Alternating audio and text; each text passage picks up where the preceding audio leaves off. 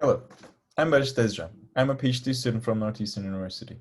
In this presentation, I will talk about my research regarding network interdiction models and human trafficking. Here is my outline. Before jumping into mathematical modeling, I will briefly talk about what human trafficking is and how mathematical modeling can be used to aid anti-human trafficking efforts. Then, I will introduce the model that we have came up with to model certain features of human trafficking and interdiction decisions. Finally, I will finish my presentation with a case study from Nepal. This study aimed to show how a model such as ours can be used to aid decision-making. Here, we see the formal definition of human trafficking. Stop the video and check the full definition if you would like. But, very shortly, human trafficking is recruitment and transportation of persons by force or deception for the purpose of exploitation. According to International Labour Organization, 24.9 million people were victims of forced labor and sex trafficking in 2016. Overall estimations suggest that human trafficking accounts for $150 billion worth of an industry. In this presentation, in our research, we are focusing on the cases with human trafficking with movement. But as a reminder, this might not be always the case. Back to human trafficking with movement, social scientists use flows to analyze the reasons and nature of the human trafficking. While analyzing a human trafficking flow, some locations are considered as sources and some as destinations. These locations create supplies and demands for human trafficking. Reasons behind the supply can be poverty, natural disasters, and other reasons of instability. On the other hand, desire for cheap labor and commercial sex industry can be considered as factors that create demand for human trafficking and opportunities for the traffickers. Before considering how we can interrupt human trafficking flows, let's try to outline a trafficker's operation broadly. On the right, we see a data visualization from Law Justice International, an NGO fighting against human trafficking in Nepal. On this map, we are seeing the frequency of survived victims at the borders of Nepal. Based on cases like this, a trafficker's operation can be considered as trafficking victims from sources to destinations on a network without interruptions, with the aim of exploitation of the victims.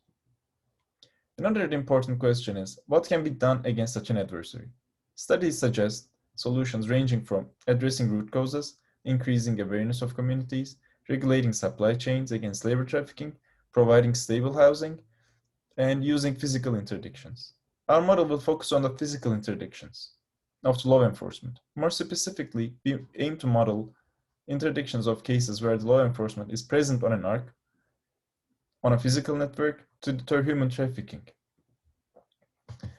Going back to our Nepal example, the available data is only in the form of sources and sinks.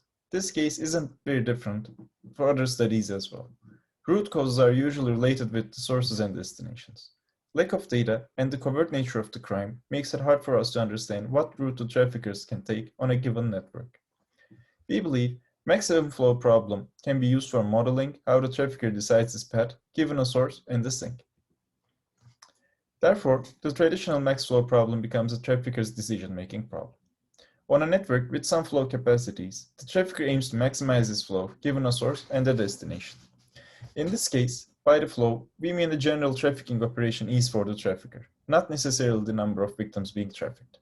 The traditional maximum flow model can be observed in this slide as well, with the flow balance constraints.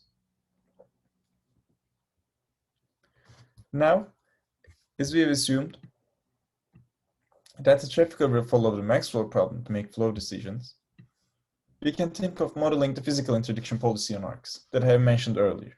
Network interdiction models are bi-level models, also known as Stackelberg games, with two players. The first player, the leader, tries to minimize the objective of the other player by taking some set of actions first.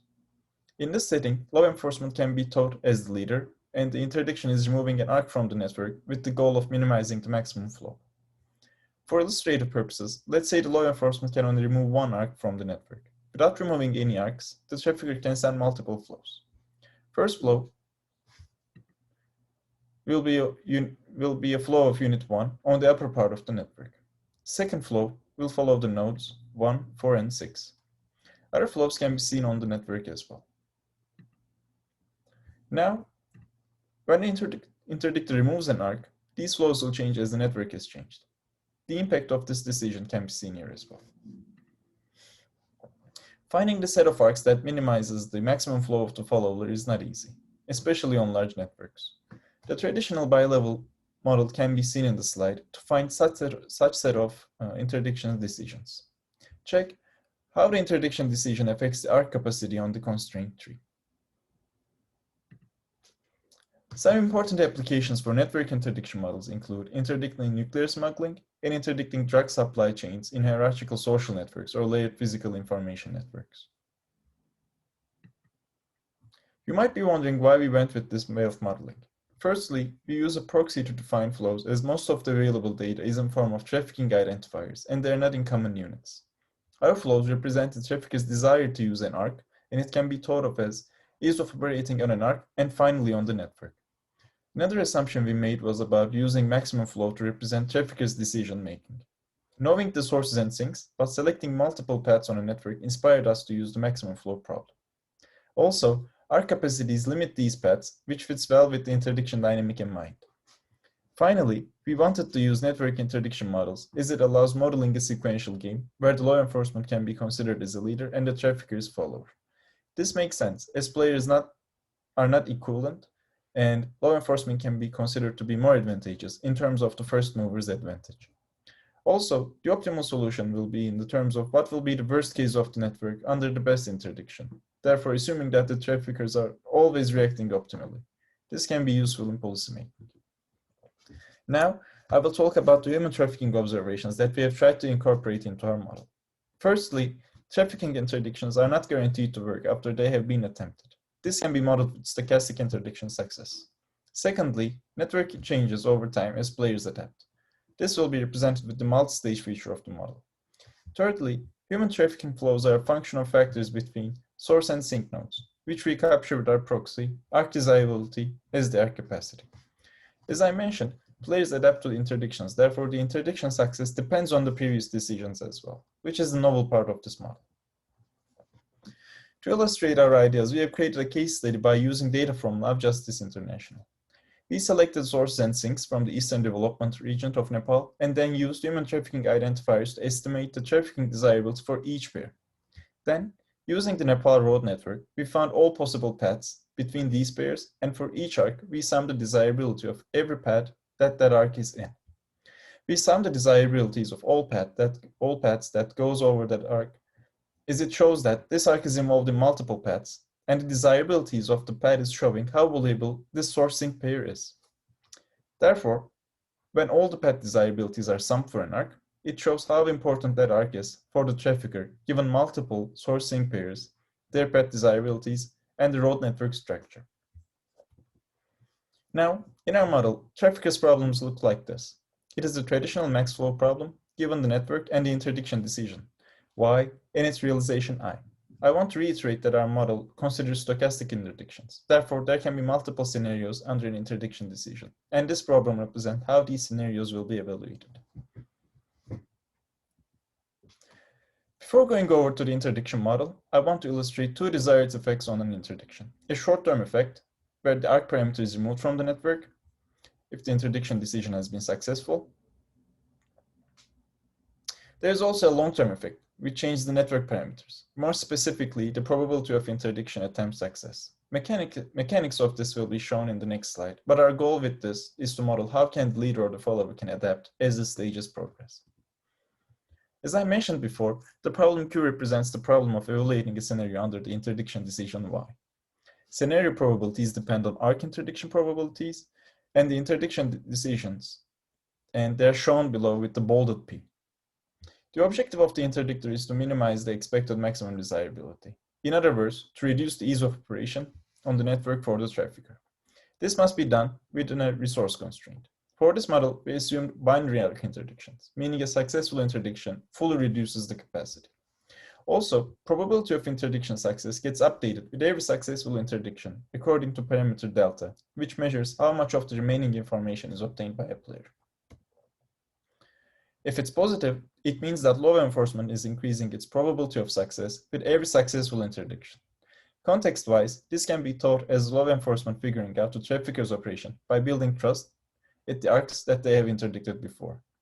On the other hand, if the delta is negative, it's the case of trafficker adapting to the law enforcement operations.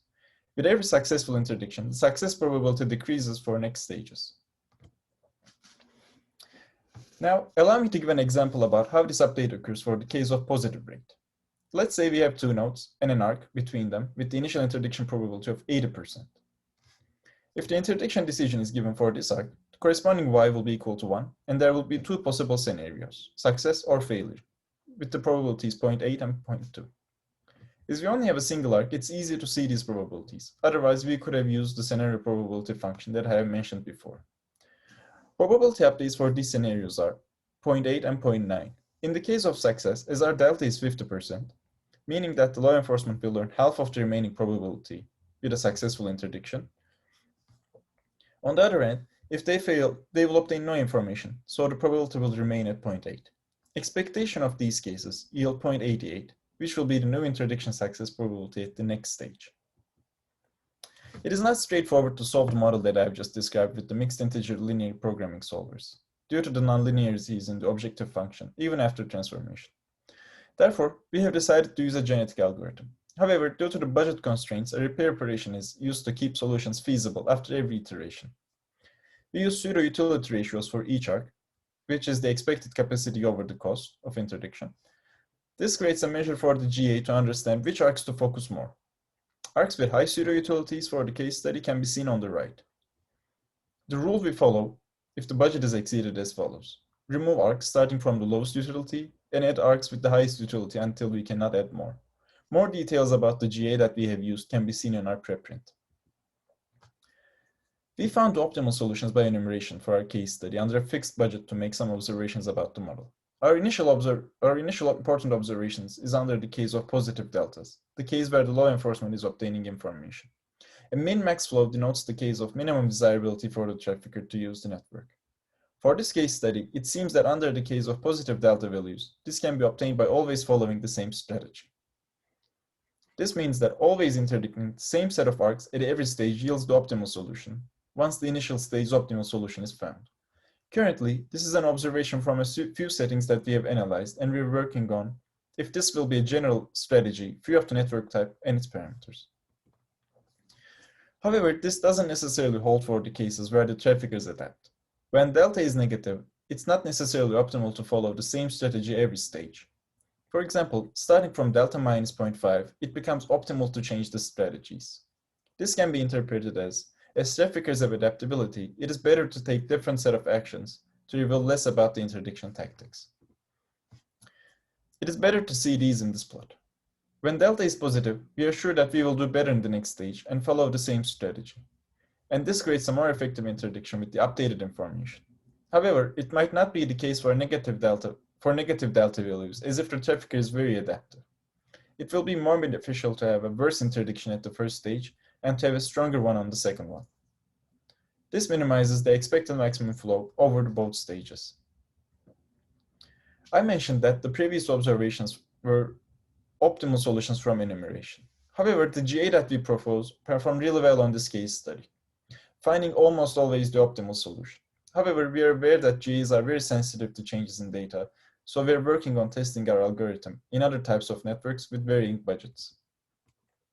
To sum up, with this study, we identify how network interdiction models can be used to aid anti-human trafficking efforts, and we created a base model that incorporates notions of human trafficking. Mainly, these are focused to represent how players can update some parameters based on their actions. Then, we created a case study from Nepal.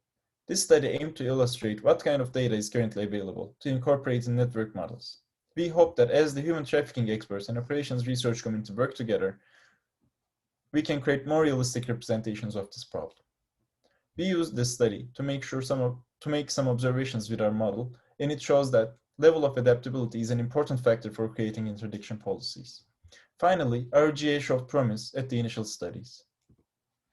Upcoming steps for our research are looking for better ways to estimate problem parameters, considering the case of information asymmetry between the players, and trying to model other types of interdiction effects, where the updates are not limited to a single arc, but to some of the neighboring arcs. Also, as I've stated, we believe that coming up with more reliable methods to solve our model will enable us to make more general statements from our observations. If you're interested, you can stop the video and check some of the references that we have used.